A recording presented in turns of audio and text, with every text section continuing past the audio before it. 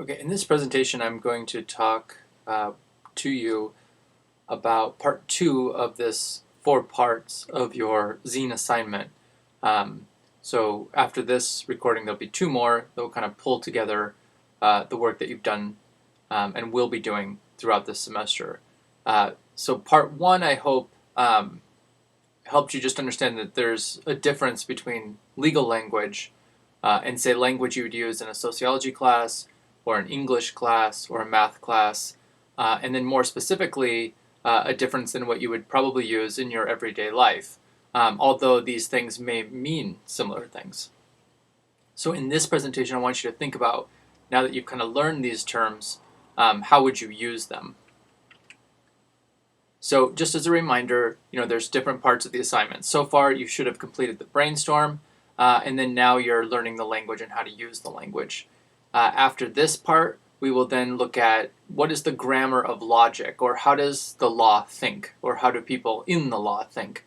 And then finally, I'm hoping you will have developed the tool of legal reasoning, which is thinking like a lawyer, thinking like a judge, and I'll be able to evidence through your use of something called abductive reasoning.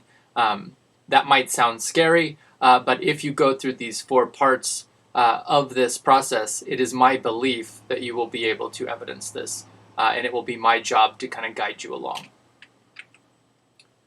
So what we're just trying to get a sense of now is taking this inquiry concept that you've come up with so far, and now instead of talking about it in sociological language or in criminology language or in everyday language, we want to start thinking about how do I use this concept within legal language. And this is really just a way of framing your research. It's not the right way, it's not the only way, it's just this is a legal class, and so you're learning to use legal language. So ordinarily you come up with, in say an English class or a typical social science class, you come up with a thesis statement. And in this presentation, we're going to start thinking about that as a proposition, a proposition. But basically, we're just trying to make a statement of legal fact about this concept that you're interested in. And again, it could really be anything because law kind of touches everything. But you want to focus on the controversy and then to try to see the issue that you've chosen from 3 points of view. One would be an ideal justice. What would it look like in a perfect world? The second would be lived injustice. This could be from you. This could be from someone you know. This could be from a media account. Or this could be something that you can imagine where the ideal doesn't live up to the reality. And then finally, you want to place yourself as a judge, as the decision maker. How are you going to make these determinations based on these 3 points of view? So the concepts from your class in particular, again, just to remind you, a lot of different things that could touch upon different social issues. Because most of you are criminal justice majors, you tend to see these issues as law enforcement and maybe resistance or deviance. It's hard to know kind of where you're coming from without being able to talk to you in person and what you've learned in other classes. But just kind of what I'm seeing here, you're focusing a lot on law as the ideal. And so you want to think about law as a lived experience, which is really what the person who's saying Black Lives Matter versus All Lives Matter, the person who is saying illegal actions of ICE or immigrant struggle, and inaccessibility to healthcare. And I think those are people who are looking at it from the much more concrete reality of everyday lived experience. So they're showing you that the ideal of law doesn't really happen for everyone, and it doesn't actually happen for most people. And so what we want to start to do now is, well, how do we make sense of that difference and that gap in between those two realities? So to remember these legal terms, right, I kind of organize them for you, and then the red ones are the ones that you really want to start zeroing in on, right? So what are the principles of law? How does that inform a lawyer's vision? And then how does that constitute our social relations or our social reality? In other words, how does the law inform business practices? When you go to law school, you can choose to take classes like the Uniform Commercial Code, banking law, contract law, property law, right? There's all these different legal knowledges that apply that really set up the concepts that we have about business, right? So people operate within those concepts without even really thinking about it, right? They just, I have to go fill out this piece of paper, I have to put things this way. So they don't really reflect much on the law that kind of came before it and the history of it. So that's what I'm trying to get you to see, that when lawyers write and when lawyers think, we're participating in a history, right? Lawyers didn't make these words up. Lawyers didn't make the principles up. They're not just choosing which principles they'd like to follow. This has a tradition within America of the English common law system. So when people are challenging these principles, they have a legal right to do so, largely under the First Amendment, but even going back to the Magna Carta within this English tradition, it has always been a right with English folks for close to 1,000 years to challenge or to petition their government if they feel like they've been treated unjustly, unfairly, or unequally. And so what I'm trying to get you to see is that while it would be lovely to see the law as ideal, that is not how lawyers and judges typically see the law. Some do, of course, but it's ordinary folks and TV shows that tend to see the law and really, if you think about it, even in education, right? People tend to see, well, no one should be treated unfairly. Well, that's true, right? That'd be great, but it's not realistic. That's not the way the real world works. And so you want to start thinking about, well, what does it mean to mobilize against injustice? And then those who are committing the injustice, you have to start understanding that they're going to mobilize against the mobilization, and that's called a counter-mobilization. And so we really want to start thinking of law as a tool that social groups use to put forth their own ideas of what they think is right and wrong and who they think is deserving of those rights. So in constructing legal writing, it's important. I think it's always funny when there's lawyer jokes, right? I mean, they are funny. And as a non-practicing lawyer, I suppose I don't really get offended by them because of my experience practicing in law and seeing how some of these stereotypes are true. But, they're good jokes, right? But they miss the point. Lawyers aren't making these things up, right? These are things that come from thousands of years, really, and draw upon multiple sources. So French is a source of legal language. Latin is a source of legal language, sometimes German. And then depending on where you're at, if you're in Louisiana, the French tradition, along with like Creole and other, languages that have derived from the Caribbean, are all practical in Louisiana. And I think you could argue that they should be practical if they're not practical in parts of Brooklyn, for example. Spanish is a form of a source of legal language depending on what part of the country you're in or what community you're in. So there isn't a standard legal English, for example. Sometimes you go to an English class and they say, you're not speaking or writing standard English. Well, of course there's the construct. Some people believe there's such a thing. Some people believe in the bunny rabbit, right? But the Easter rabbit. I think the idea here is that the thing only becomes dominant if a majority of people use it. And so there are dominant forms of law, say like within a contract that you sign with your cell phone company, but the language itself will be relevant to different groups. And so, it really kind of depends on where you're at, and some of these words will take on a different meaning depending on the group they're in. And that's because, right, there's custom, habits, patterns, and practices that aren't consistent with the legislature, Congress, or the executive branch. And I think, everybody, it's easy to pick on Donald Trump, right? But you could pick up on the last 10 presidents and the same thing. Their definition of a legal term is not going to be the same as Congress's or people in Congress or people in, Brownsville, Brooklyn. They're all going to have different contexts and different ways of making meaning around that phrase. And so it's going to mean something slightly different. So as a judge, right, as a lawyer, you're trying to understand how are each of these groups practicing this language and what are their habits and customs. So, again, the choice you make, particularly in this class, right, is going to depend on your target audience. if your legal issue is addressed to police officers, you should use their language, right? You should talk about what they're talking about. If your target audience is to black folks in South Brooklyn, then that's the language you should be using. If your target audience is a white male professor and you'd like their behavior to change, then you should be using that language. And so, it really depends. Now, on the other hand, right, this thing like called public behavior is shaped by the choices that we all make. But in law, those choices are made between case law, precedent, and stare decisis. So, there's somewhat, in other words, you could think of it as like a funnel or a cage or something that's holding in, right? Like lawyers have to make choices, but only within a certain area, a certain boundary, and that's case law, precedent, and stare decisis. And so these distinctions, this kind of difficulty I'm trying to present to you, applies to every single legal term, and that's why there is this joke about legalese. So each one is going to have a structural historical story, so I don't want to get too much into that because I'd rather just show you one way of looking at this. Now this is, frightening, right? You see all of this language. I'd say like two things, right? One, I agree, but this is what lawyers do, right? So, I understand, but lawyers are wordsmiths.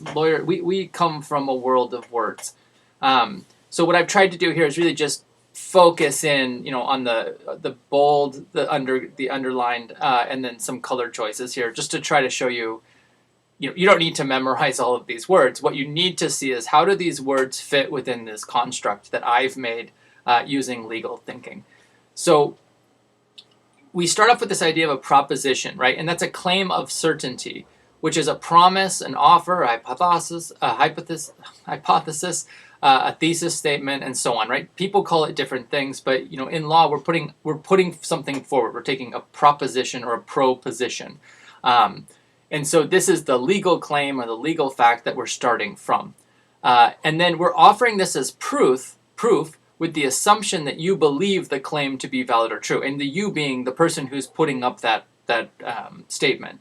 So if I say something like, all lives matter, I must be believing that Black lives matter too because they are a part of all lives matter. And I'm saying that as a legal proposition. However, when I see it in the media, it does not appear that way. It appears as a deflection. It's saying Black lives don't matter because all lives matter. In other words, people are saying something like, well, my life matters, but other people don't. And they're missing kind of the larger point. So I don't want to get into the trivial details there, but the point is that I have to believe that you are making a true statement. I can't, if you say all lives matter, I have to assume that you include Black people in that definition as a lawyer. Through the process of like a trial or an interrogation, if you think like a police officer, I might find out that you might believe it, but you don't know what it means. And that would be, kind of getting at the mens rea aspect of legal thinking or the mental model. And so I just wanted to get out here again, just to start off, we're just saying like the proposition has to be true to the person making the claim. So when you make a claim in your work in my class, I'm going to assume that you mean what you say and that you know what you mean. So a preposition, on the other hand, how I remembered it from 8th grade, is anywhere a mouse can go, and anywhere being the preposition in that statement. So what we're trying to do is a common sentence structure in the law is a preposition with a noun and a future verb. So some examples are to the buyer beware, and to is the preposition in that phrase. Caveat emptor is a Latin translation of that same phrase. So I'm trying to show you that there's a history here, a thousands-a-year-old history of this kind of way of speaking. Another way of talking about it is you are legally responsible for your own actions. There are consequences to your choices. No one is perfect. Everyone makes mistakes. So what happened there, right? How come we went from to the buyer beware, caveat emptor, this kind of legal phrase, to you are legally responsible for your own actions, which is kind of like a translation of the legal phrase, maybe that a cop would say. And then there are consequences to your choices. That sounds like a parent or an educator to me. And then no one is perfect sounds like the person who likes to make people upset all the time. And then everybody makes mistakes is like kind of the generalization of of, I can't be held responsible for my action. So you see that, we went from one legal phrase to common habitual kind of way of speaking that is totally different. So what happened? Well, the form stayed the same, right? The structure of the sentence mostly stayed the same. It copied the original form, but the proposition changed, right? The statement that the person is making. If someone says no one is perfect, you have to start wondering, like, what is the point of that statement? Is it really what they're trying to say? They're not trying to make a scientific claim that no one is perfect and then they're going to do a study on it. What they seem to be trying to say is no one is perfect, therefore you cannot hold me accountable for my actions. Well, that proposition is very different than the legal proposition. And so, suddenly we have the form, like I said, stayed the same. It appears like it's solid logic, but at the end of the day, the proposition doesn't seem to match the language. So that's where the problem really lies. And so the Greeks called this exegesis, which is the original first interpretation. Like, you take a concept and then you interpret it without putting it in a construct with other people, like law or law school or a court or a courtroom or police, right, or a classroom, right? There's the words take on a meaning depending on which group you're in. But if you don't understand that group's usage of that word, then you're doing a first interpretation, which is largely naive, right? You're guessing, you're trying to figure it out, which there's nothing wrong with it, but it's not going to be used correctly. So, you have to think about it as a relationship between the preposition and the proposition that kind of creates some rules, some grammars, and really a total kind of package that leads to this third concept. And so the third concept is the one that we're most concerned with here. So how do I take a proposition, a preposition, and turn it into a legal statement? Well, this is how.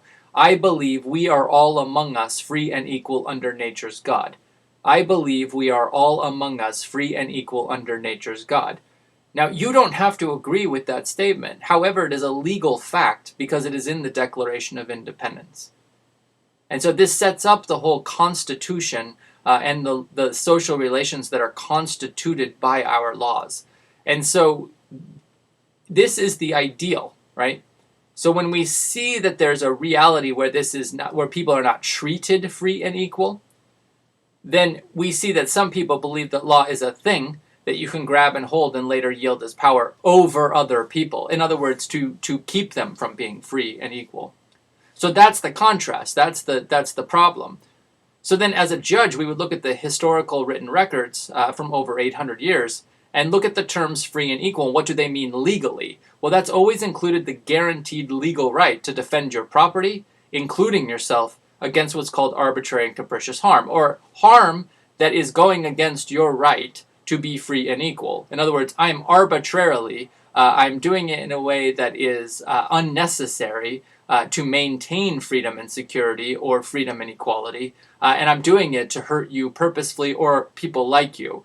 And so you kind of go back to this idea of like no one is perfect, everybody makes mistakes as an excuse for harming other people. Well, that might be true in a social group, but that is not true in the social group of lawyers and judges.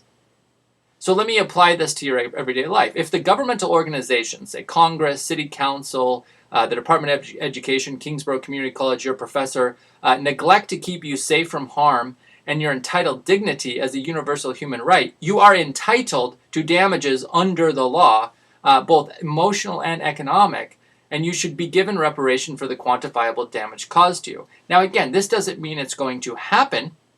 It just means that legally speaking, under the legal logic, you are entitled to this thing because all among us are free and equal under nature's God. So, to further further their rights, right? If somebody is harmed, they're then going to bring a lawsuit and a criminal charge, right? And so they have the equal right to demand a jury trial by her peers and to choose the jurors based on prejudice, bias, or other conflict with performing their duty. But they also have the right to civil damages, money, in the case of reputation if it suffers, or if it turns out that the allegation against me turned out to be false. Then I have reparations on that regard as well. In other words, the law provides two sets of processes that restore the person if they've been treated unequally and essentially like a slave. But law is one tool when one suffers an injustice. And so the choice must be made on probability, opportunities, and resources needed. In other words, some people don't have the probability, opportunities, and resources necessary to bring a lawsuit or to defend themselves in a criminal trial. So that is another example of, yes, we are free and equal under nature's God as an ideal, but in reality, there are things that keep us from attaining that equality. So, if we are to be free and equal all among us, we are going to have to first abide by nature's law and be wary of human laws. Thus, a free and legal society is something only we can create. In other words, we are going to create what we think is nature's law. We are going to try to define that. We are going to debate it. We are going to write it down. We're going to come to some common agreement. But we should be careful when we start making plans to achieve that equality. And that was the whole kind of point of the Federalist Papers and the Constitution itself and the Judiciary Act is, we can start this thing going down the road, but once people start jumping in with like, well, you know what we really need is let's pass a law that allows corporations to be able to put their money in Ireland and keep it from being taxed. We should be saying slow down. Like, what? How does that go back to the thing we agreed was nature's law? And the thing we agreed was nature's law was that we were all free and equal. So that sounds like we're not free and equal. So that's the difference that you have to start, understanding is that the idealism of law is based in this idea that we construct natural law together under free and equal circumstances. The difference, and some of you probably are thinking, well, how did we get so far away from this? Well, in the 1900s, there started to be this new movement, this school called legal positivism. And this goes to things like, well, if we can just write down on paper in laws the right kind of society, then we can get there. We can make it that way. But try to remember, right kind of society to a supremacist is going to say the white kind of society. So there's an exclusion kind of category built in to positive law. So in other words, there's something very negative about positive law. And in the classroom, we'd continue to go over this. But at this point, I just need you to understand that if you start being a little bit more skeptical of human-made laws, right? And I would contrast that to say like gravity. We did not construct gravity. We construct an understanding of gravity. We have schools that talk about gravity. We have people who get paid to study gravity, but gravity, affects us whether we believe it or not. Human laws, on the other hand, we might not know they're affecting us, right? In the same way that we know gravity affects us if we try to jump real high and we get brought back down to earth. We might, try as hard as we want to achieve some kind of equality or some kind of ideal position in life. And yet there are things that we don't know that are human laws that are keeping us from getting there. Things like redlining in banking, things like unequal education in higher education facilities, right? Unequal pay, you kind of keep going on and on with this list. So we have to think about creating a society that's free, but that involves kind of this awareness that can also lead to people discriminating and excluding one another. So I want to close that idea with, legal consciousness research, which is what I do, shows that we construct our ideas about nature's law and human laws from our experience, right? This is not coming from some other place. So how we're treated in our own families, how we're treated in our social environments, how we're treated at the grocery store, how we're treated when we get on the subway, that's going to inform what we think is naturally fair and what is constructed or rules that are fair. And so when people say, well, it's always been this way, or this is just human nature, those things aren't real, right? What is human nature is experience, right? So lived experience is human nature. So it's not always this way for everybody, it's always this way for you and the people that you encounter. So there's different ways of looking at what the rules are and what fairness is. That's why a proposition based in injustice is a little bit easier to work with than trying to define what an ideal justice would look like, knowing that that's not reality. So just for our purposes, what you need to do is come up with just that proposition, like mine was about we are all free and equal under nature's God. So proposition is a claim of certainty, a promise, an offer, a hypothesis, a thesis statement that is offered as proof with the assumption that you believe that the claim is valid or true. And so you're putting that out there into the world. So let's take the controversial one from our class, fund the police. I have to assume that you are knowledgeable about how much money goes to the police already. And so your statement of fund the police means fund the police more. And there's nothing wrong with that, making that proposition as a claim of certainty. That's your legal position. If I assume rightly that you believe this claim to be true, that you think that the police do need more money, and then you're going to have to obviously show to do what? More money to do what? But you see, it can't just be a reaction and a misunderstanding to some other idea. So a preposition then is anywhere a mouse can go. Remember, a common sentence structure will be the preposition plus the noun plus the future verb. Okay, and some examples just to remind you. Okay, buyer beware, caveat emptor, you're legal responsible. And remember, no one is perfect is not the same as these other examples, right? Same thing with everybody makes mistakes because they're too broad, they're too speculative, they lack data, they're not based in the real world. They have I believe morals are this bias, and then there's no subject, right? Where's the reasonably prudent person standard in the idea that no one is perfect? Of course no one is perfect, but to what level are we reasonably prudent? To what things can we be reasonably expected to do? That is the way that the law thinks. In other words, what are the duties that you owe to other human beings as a reasonable person? So again, the form stayed the same, and that's the trick. That's what makes this hard. But the proposition changed. So again, what I'm tempted to say is like for the defund the police, fund the police, those are two different propositions. And I need both sides of this debate in this classroom to see that. So the legal proposition of fund the police more to do X, Y, and Z is very different than the proposition of defund the police to pay for X, Y, and Z. Two very different statements. In other words, you are not arguing with each other. You're having two totally different conversations. And this is what prepositions are for, is to provide a context for that proposition. So my preposition was among us, right? Among us, that we have relationships among each other. We are not separated. And that we are equal under nature's God, meaning there is a universal law that should be our guide and that we should try to live up to and be judged by. So I could apply that kind of idea, again, to defund and fund the police.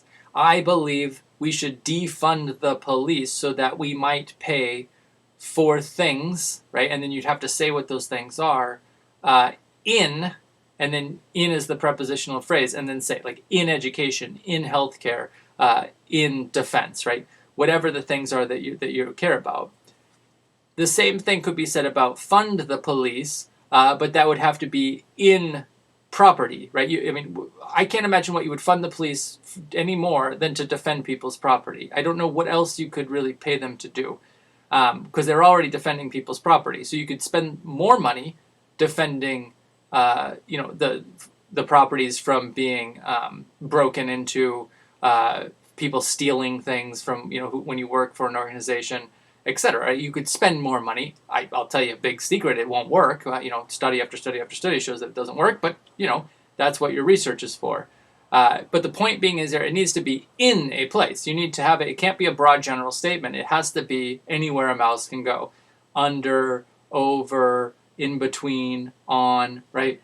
There needs to be some context for the proposition that you're making. That's the big challenge most of you are going to be working out this week and next. So to make this just a little bit simpler, I have two ways of thinking about it. The first one is just start with this. What does a belief mean? Socially, custom, and habit, right? If your belief is, immigration officials are doing illegal actions, well, try to remember, what does that mean is different if you're talking to people who work for ICE, right? And go home to their community and they talk about what they're doing. They think that they're doing the right thing, I would imagine. But if you're in an immigrant community, especially a recent immigrant community, and you're afraid, then that belief, right, in ICE is very different, right? So you'd have to identify what the social customs and habits are. Um, and the power positions, right? Like, are we talking about people who are lawyers and judges? Are we talking about people who are working in a kitchen? Are we talking about people who work for the subway system? Like, in what areas are they experiencing this belief? And then good ways to find information about this are to interview people, real human beings, which is something you can do in this class. You can do media representations. In other words, you can look at a film, and I would say look at 3 or 4 films, right? Not just one. 3 or 4 different songs, maybe 20 different Instagram posts or Facebook posts.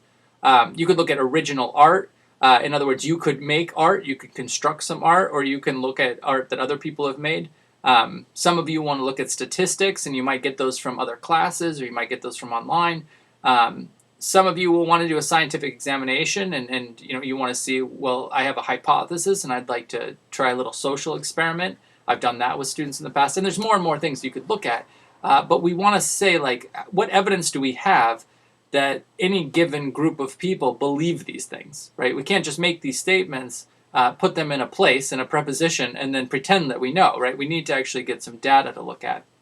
And then the final thing is to ask, like, what is the relationship among the concepts, right? So it's not just, I've established these 3 concepts, right? So when I say something like nature's God, well, how does that, like, what does that have a relationship with belief? Like, what does that mean? Well, obviously I have to believe in nature's God. If I don't believe in nature's God, then, equality is going to mean nothing to me under nature's God. So free and equal also means the same. We're free and equal under nature's God because we were born and die. It's actually not very mystical or religious. It's very based in kind of science and reason.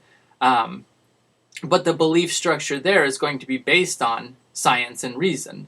If I said we are all believe, we have belief and we are free and equal under Muhammad, then that's going to be very particular to that group of people who know what that means and who live that out daily in their lives.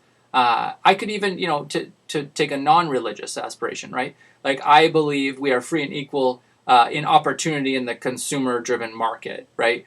So what is that person's beliefs? Well, they believe that everyone has the ability to spend money the same way, and that's how they equalize themselves. By the way, that's called the field of economics. And so, there are different ways of constructing a belief, but you, as a student, need to make sure that you're making the connections appropriately and that you're not broadly generalizing to everyone. So I give you a few ideas here. There's an actor network approach where you literally place yourself in the middle in a circle and then connect yourself to all the people you see every day. And then think about, how do they think about the law? How do they think about the concept that you're talking about? How does the person who works at the bodega think about the legal concept that you're talking about? How does the person who drives the subway train think about these issues? How does the person who lives downstairs from you think about these legal issues?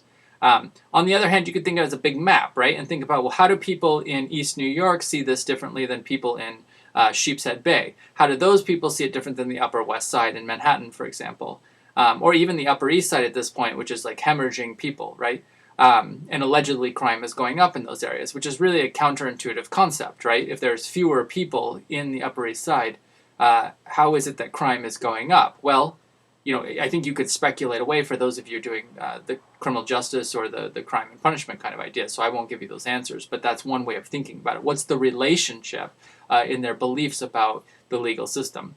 And then finally, I give you this little original art from an artist in Toronto, in Vancouver, British Columbia, Canada, who, was thinking about this speculatively, right? Like, if justice is on the other end, right, what are all the things that somebody who is being discriminated against have to go through just to get to that point, right? So that kind of places like all the obstacles, that an immigrant might face, for example, or that a black child might, experience going through the K through 12 and then the higher education system. So, there's 3 different ways that I present here of just looking at the relationships.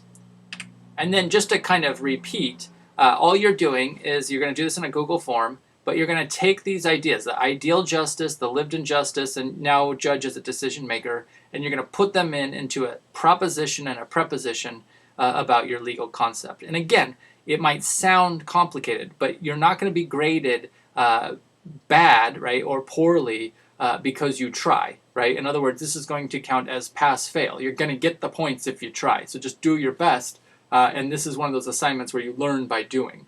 So I hope that this is somewhat helpful. Again, in person, we practice this over and over and over again. So, just kind of give it your best shot, and then I can help you after you fill out the Google form. So there's 2 assignments then that you have completed so far, and we're about halfway through the first draft. And then I think we'll just kind of look towards the first draft. So we want to make sure we get these things into the first draft, since you're only going to be able to do a first draft and 1 revision this semester.